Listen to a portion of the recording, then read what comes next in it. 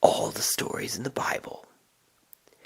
Two angels approached the city of Sodom as the sun was going down, and there at the city gate was Lot. Lot saw them coming. He got up, and he ran to them, and he bowed down with his face down low, and he said, "My lords, please come with me to my own house, spend the night with me, wash your feet, and I will help you. I will escort you out early so you can be on your way." But the two men said, "No, we will spend the night out in the town square." But Lot said, "Oh!" He pushed them. He said, "No, you must come with me." And he pulled them, and then they came with him into his home. And Lot prepared a great feast for them, and he baked unleavened bread, and they ate together in peace. But before going to bed, the men of the city caught wind that these people were here, and they began to gather, both the older men and the younger children, and they surrounded the house. They called out to Lot and said, "Where are those two men that came with you tonight? Bring them out to us. We want to know them." Lot went to the men at the entrance. He shut the door behind him. He said, "All you brothers, do not act like this. You know I have two daughters. They've never known a man before. They're not even married yet. How about you take them?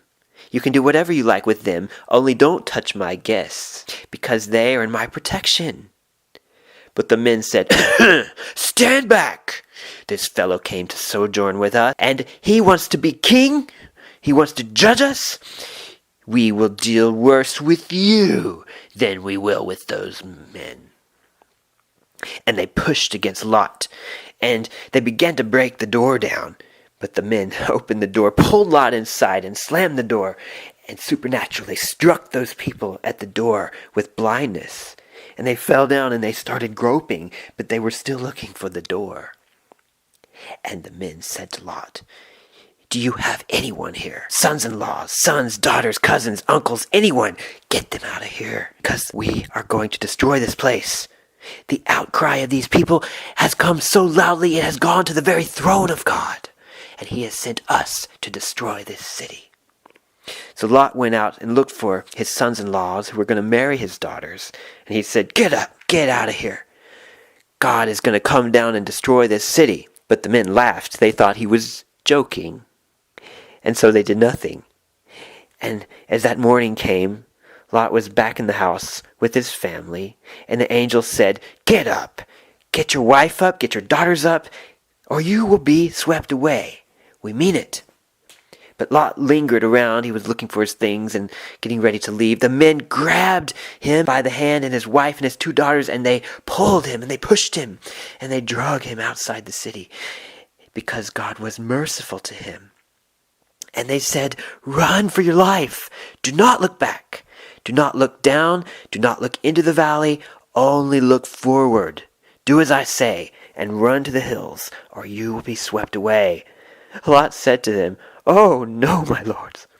Behold, your servant has found favor in your sight, certainly, and you have shown me great kindness, but please don't let me go there.